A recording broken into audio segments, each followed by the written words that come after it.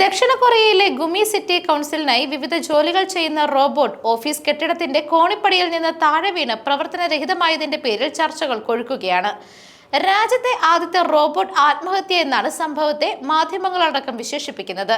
Robot supervisor എന്ന് വിളിക്കപ്പെടുന്ന റോബോട്ടിന് അമിത ജോലിഭാരം മൂലമുണ്ടായ തകരാർ മൂലം നിയന്ത്രണം നഷ്ടപ്പെട്ടതാണെന്നാണ് വിലയിരുത്തൽ. വ്യാഴാഴ്ച നടന്ന സംഭവം കഴിഞ്ഞ ദിവസമാണ് രാജ്യാന്തര മാധ്യമങ്ങളിലടക്കം വാർത്തയായത്. കൗൺസിൽ കെട്ടിടത്തിന്റെ 1-2 നിലകൾക്കിടയിലുള്ള കോണിപ്പടിയിൽ തകർന്നു കിടക്കുന്ന നിലയിലാണ് റോബോട്ടിനെ കണ്ടെത്തിയത്. കോണിപ്പടിയിൽ നിന്ന് വീഴുന്നതിന് മുൻപ് നിയന്ത്രണം നഷ്ടപ്പെട്ട നിലയിൽ അത് വട്ടം ചുറ്റുന്നുണ്ടായിരുന്നുവെന്ന് ദൃക്സാക്ഷികൾ പറഞ്ഞതായി പ്രാദേശിക മാധ്യമങ്ങൾ റിപ്പോർട്ട് ചെയ്തു.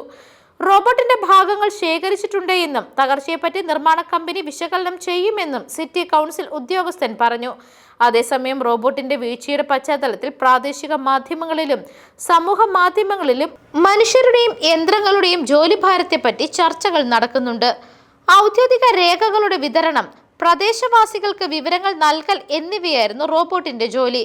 കഴിഞ്ഞ വർഷമാണ് റോബോട്ടിനെ ഇതിനായി നിയോഗിച്ചത്. രാവിലെ 9 മുതൽ വൈകിട്ട് 6 വരെയായിരുന്നു പ്രവർത്തന സമയം. ഉദ്യോഗസ്ഥരുടെ കാർഡും റോബോട്ടിനുണ്ടായിരുന്നു. എലിവേറ്ററിലൂടെ വിവിധ നിലകളിലേക്ക് സഞ്ചരിക്കാനും റോബോട്ടുകൾക്ക് കഴിയുമായിരുന്നു. വിവിധ ജോലികൾക്കായി റോബോട്ടുകളെ ഉപയോഗിക്കുന്നതിൽ മുന്നിലാണ് ദക്ഷിണ കൊറിയ. News desk മെഗ്നാവിഷൻ.